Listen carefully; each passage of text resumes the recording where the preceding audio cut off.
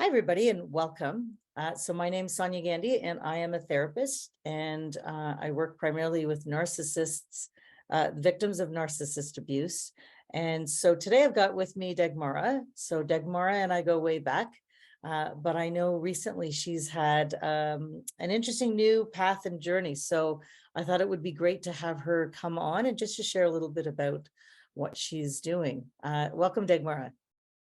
Hi, Sonya. Thanks for having me. Yeah, no problem. So, Dagmara, I understand that you have done some new learning and a new journey. So, what did the path of becoming a mindfulness instructor look like for you?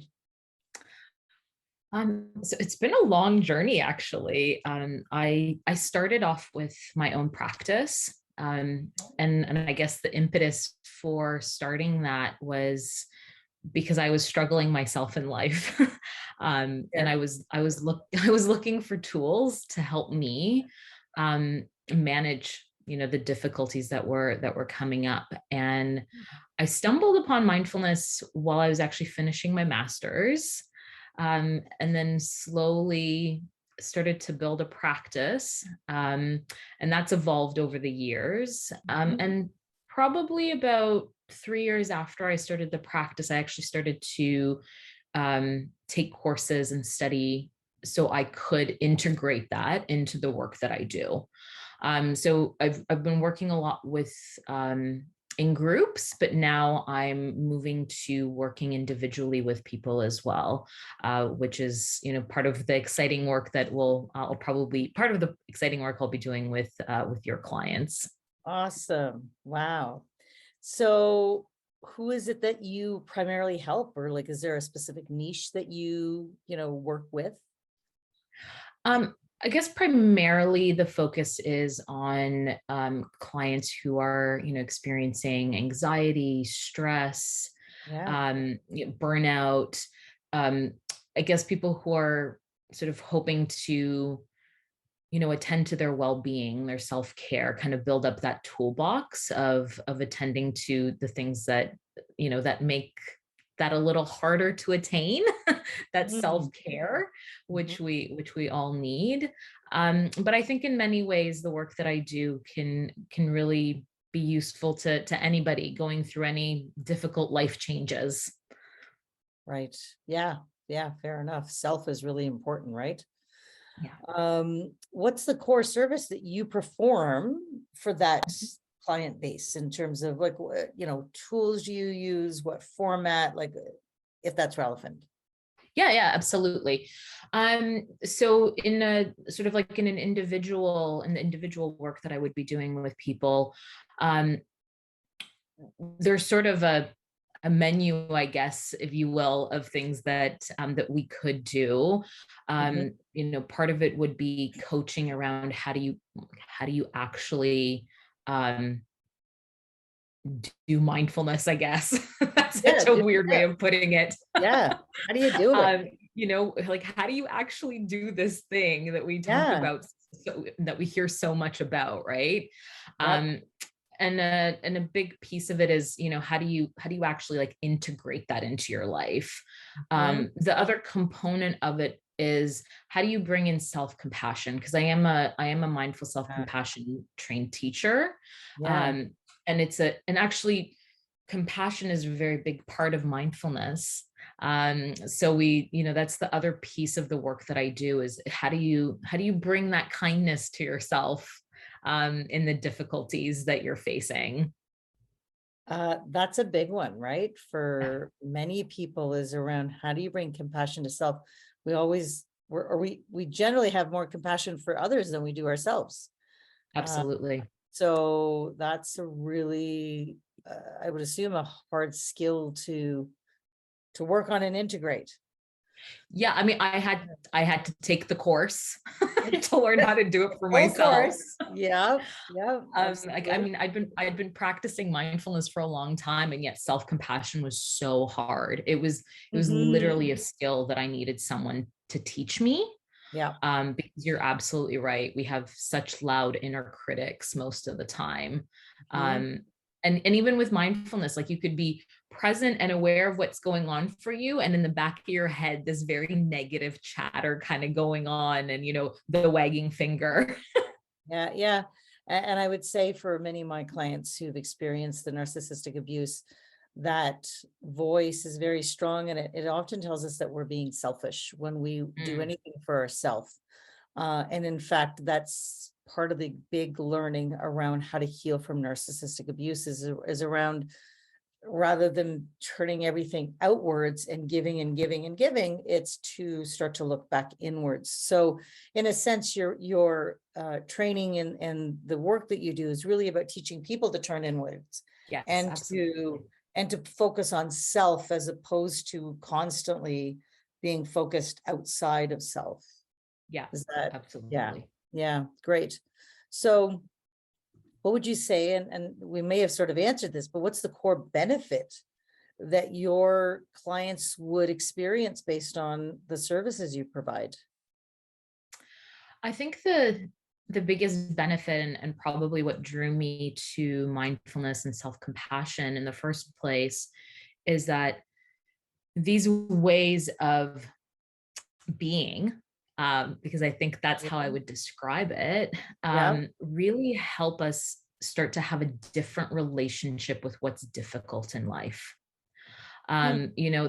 They're not, I think sometimes mindfulness and self-compassion will be talked about as these panaceas to everything, right? And somehow everything is going to be rainbows and butterflies. Hmm. And that's Yeah. not it. That's not life. Like realistically, that is not life. But what we can start to do is have a different relationship with what's difficult. There's a beautiful quote that I love, by my teacher and mentor, and he says, mindfulness is the art of learning to suffer well. Wow. So I know, huh? Yeah, suffer well. Can you? Yeah, what a concept, Yeah. right? Yeah. Yeah. Because we're always, I feel like we're always grasping for, things to be perfect, or for Yes. difficulty not to be there. Yeah. um but I think what's hard is actually the relationship we often have with what's really difficult. So how do we relate to that differently? How can we soften into that? How can we resist it less? How Yeah. can we have a different relationship with our inner critic? And so, perhaps turn it into an ally instead, when we do have those difficult moments. And how do we sort of accept ourselves as just being perfectly imperfect and human and flawed? And that's never going to Yeah. go away, right? Yep. So that's really, I think, at the heart of what I do. Hmm. So when you've talked about that, I think of the word acceptance. Yes, So accepting that we're not perfect, accepting we can't control everything, accepting, but that doesn't necessarily mean that we have to tolerate it. It's just that we have to absolutely. find different ways of dealing with it, as you've sort of alluded to. Absolutely. Right. And I think a lot of this is about, how do we get empowered to take skillful action when we're struggling, or Mhm. when we're, facing oppression in some way, or we're in a difficult relationship, right? um Yeah. and skillful action can have many forms. Hmm. And so it's about sort of learning how to listen to ourselves and understand what is that skillful action for me or for you. Because it's not going to be the same necessarily, right? We Right. have different values, different understandings of situations. um, but I think it's there's a lot of empowerment that comes from having these tools at your disposal. So just want to go back to the word skillful, and what would that mean? That would, if somebody might interpret that as we have to get educated to make these decisions, or Right. obtain a skill set, so to speak. Yeah. So Yeah. what does skillful mean in that context that you've talked about? Um, it's kind of a hard thing to unpack, I guess, because as I sort of said, I think what skillfulness means for me Yeah. might be different than what skillfulness means for you. But I Okay. think a big component of this is this starting to get to know ourselves and Right. our values, Yep. and where our boundaries are, what's safe for us, what isn't safe, what's acceptable, what's not acceptable. Right. But you know what, until we do that inner work, that going inside, and knowing how to take care of ourselves, Mhm.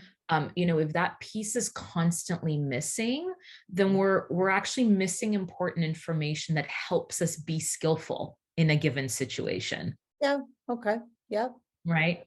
Yep. If that makes sense.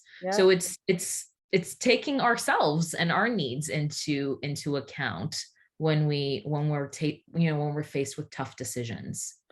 Right. And again, it just so overlaps or is consistent with a lot of the healing journey that my clients have to um, learn to do differently.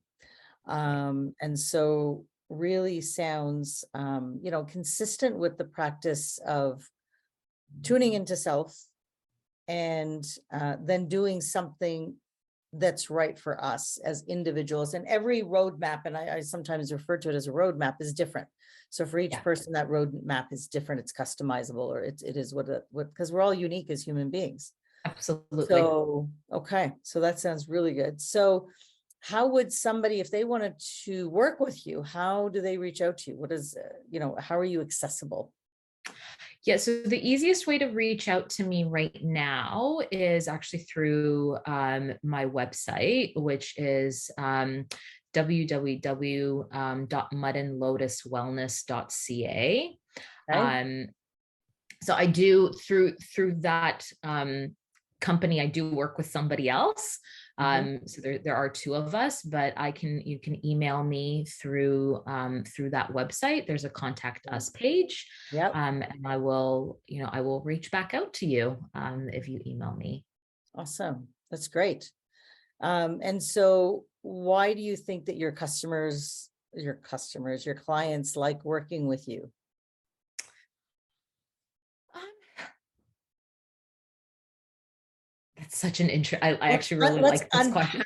unpack It's such that, a like right? reflective question, right? Yeah, which you want your clients to do, right? So, Absolutely. yeah. Yeah. Um, I think part of the reason my clients like working with me is, and I talk a lot about this with the person I work with, is we really try to be authentic in who we are and Mhm. what we bring to the work that we do with our clients. Yes. And so what I mean by that is, life hasn't been easy for me. There have been things that I've really struggled with. Mhm. You know, even with mindfulness and self-compassion in the mix. Um, and so I'm just really honest about that. Right. And those are, I see those difficulties, those opportunities to practice. Right. Those are the Right. real life moments of integrating, mindfulness and self-compassion. That's when they can really work for you. Mhm. Um, and so I think a really good instructor has a really strong practice themselves, and they can talk about, the ups and downs of what that really looks like. Right. Um, and I think people really relate to that, when you're just authentic and you bring heartfulness into the work that you do. Yeah. Which is something that it's a quality that I really try to bring in, is that soft heart into the work that I do with Yes. clients.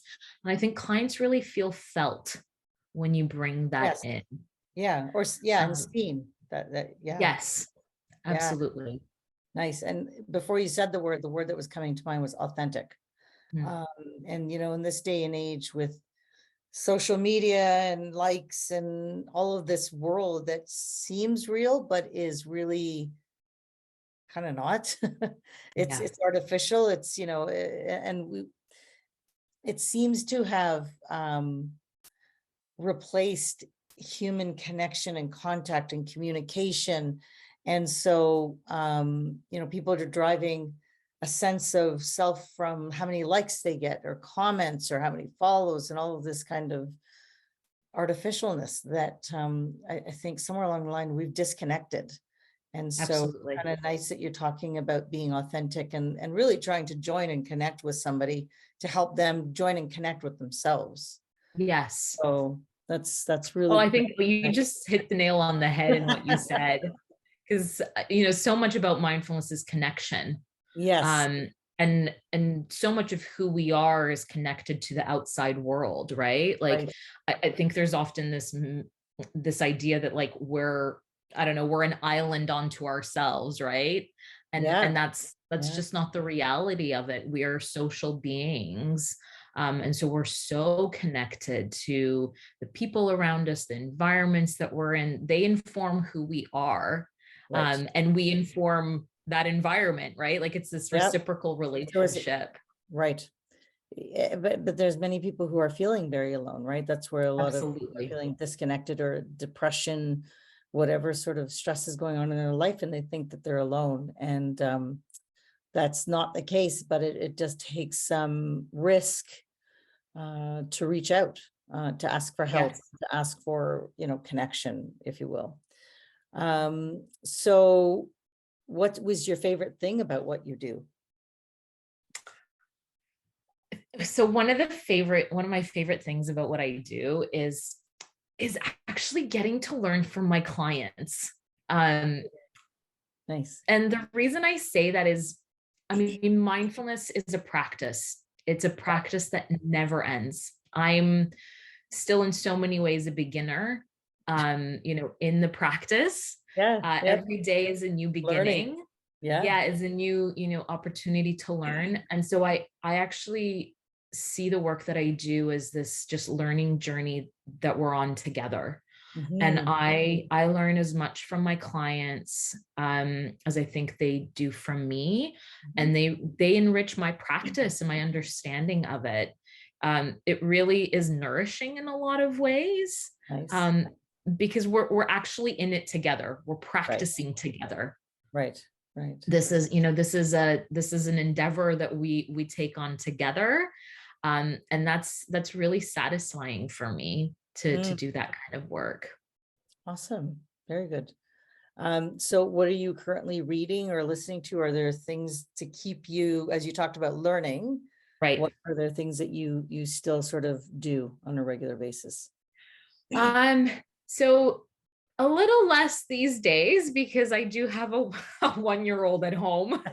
So, Yeah, no time at there's just all. Yeah. less time and space for Yeah, certain things. yeah, yeah. Um, so one thing that I'm reading, I'm sort of, and I'm going to be honest, I'm sort of very slowly making my way through, and I have it with me, is this book. It's called Fierce Mm, Self-Compassion. yeah, So it's the new book that was written by Kristen Neff. She's one of the co-founders of the Mindful Self-Compassion program. great. And so this book is really about, she calls it the yin and yang of self-compassion. So there's this, I think often, and most often, I think this applies to women, but not only. Hmm. We sort of have this idea that self-compassion has to be very soft. It's always nurturing, Yeah, yeah, right? yeah, Um, but there can actually be a fierce side to self-compassion. If you think about, our mama bear or papa bear kind of yeah, instincts, yeah. right?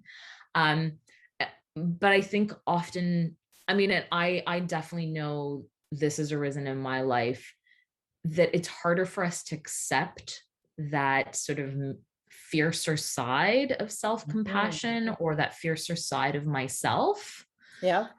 because it somehow seems like maybe that's not how I should be sometimes. But that side of us has there's a very important value that piece serves. Hmm. It can be protective. It can set very appropriate boundaries and limits. Hmm. It can also help motivate us to take action when we really need to. Right. And so I think just it's an interesting idea that self-compassion can be both soft and hard. And Yes. so how do you integrate those things together?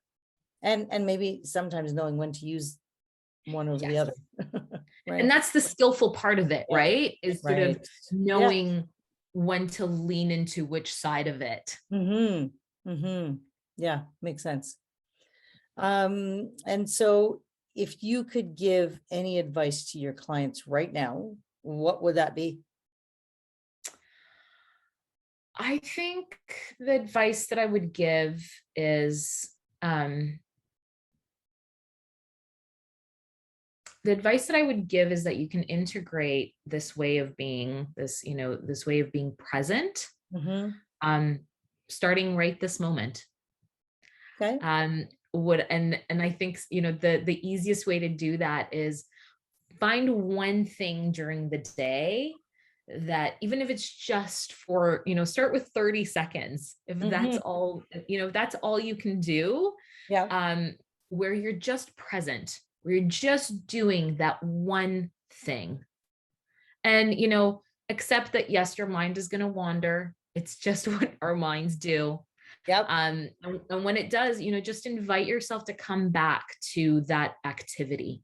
Right. And that is a mindful moment. That is a successful moment of mindfulness, of just So being noticing our present. minds gone away, and we Yes. bring ourselves back and we're present. And if you do that multiple times during the day, even for 30 seconds or a minute, Mm-hmm. that can be really helpful. So it can be just as simple as that. Just start there. Okay. I did not realize that, but that's Yeah. something new today. That's kind of cool. And it's not rocket science. It's not, No. it doesn't take a lot of time, and it doesn't take a lot of energy. And if you can zone out, so to speak, for 30 seconds, just to get grounded again, I guess, or to, Absolutely. and then deal with some of the struggles that we have in our life, or the things that make us busy. Yeah.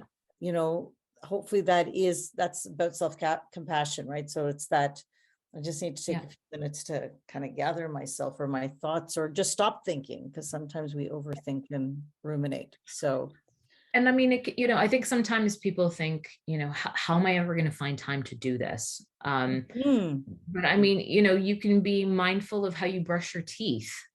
Like, you can be mindful of, of taking a shower, right? Often how many other people are in that shower with you, because your brain's kind of going all over the place. Yep. But you can just kind of bring yourself back to your body, the sensation of the water on you, and just be in that moment. See Right. if you can perhaps let go of everything else. Right. And eventually your mind will do its thing, and there'll Because be it automatically 10 other does. people Yep. with you, and that's Yeah. okay. Then you just notice that and you come back. Yeah. So that's just a place to start. Yep. And I guess that just reminds me of the word mindfulness practice. It takes practice to be present. Yes, it does. Yeah. Simple, but not easy. Yes. Yes. Yeah. Fair enough. Fair enough. All right. Well, thank you so much for joining me today. And I really do hope that people understand there's a whole other area of work that can happen that isn't as hard as we think it is. And that, the mindfulness movement has been out there. And when I think of it, I think, oh, I gotta go take a mindfulness class. Like, I've got to go learn. But it's actually within us to be able to practice this. Absolutely. And it literally is, and how I've sort of thought of it is just put your brain on hold for a few minutes. Because I know I have a lot of thoughts that go through my head, because I'm already 5 days ahead, or thinking about something in the past. And what I've understood is that, mindfulness is really just about rooting yourself in the present, and not taking for granted this moment, and having some gratitude. So that's sort of how I think of my own practice, if you will. Yeah. And Well, so life's happening right now. It's not yeah. happening 5 Yeah. days ago or 5 days from now, right? Absolutely. Yeah. But I think we miss that in the busyness of our days. I've got to go here, I got to do this, I got to do this, I got to do this, and then sort of missing, it's that saying, that always old saying, but it's don't forget to smell the roses. Yes. Which is such a sort of visual of, we seem to miss so much around us. Yes. Because we are stuck in worry, fear, whatever the feelings are, and just being able to pause for a few minutes. So, well, and the inevitable is that like we can't always do that, right? That we get pulled away, and then when we notice that, then we need to be self-compassionate and understanding brought that it back around. Yep, self-compassion. right back Absolutely. around. Absolutely. Come full circle. Yep. Yep. And again, it's a practice, right? Because we're so good at beating ourselves up that practicing doing the opposite can be nourishing, can be energizing, and rewarding, or whatever those positive feelings are. But we're so used to the other experiences. So, well, thank you so much, Dagmara. I really appreciate you being able to come on and just share a little bit about your work and what you do. And Dagmara is going to be joining me shortly when we launch Phoenix Rising Blueprint. That'll be coming in the next few months. Again, I want to think too much on the future. I have to talk about the future. Also want to talk about the present. So she will be doing some coaching, group coaching through that program. So be very exciting to sort of weave through some of the healing journey around self-compassion and mindfulness in that context. So Dagmara, thank you so much, and take care. And we will, I'm sure, be talking again and hopping on again in the future. Absolutely. Look forward to it. Bye, everybody. Bye.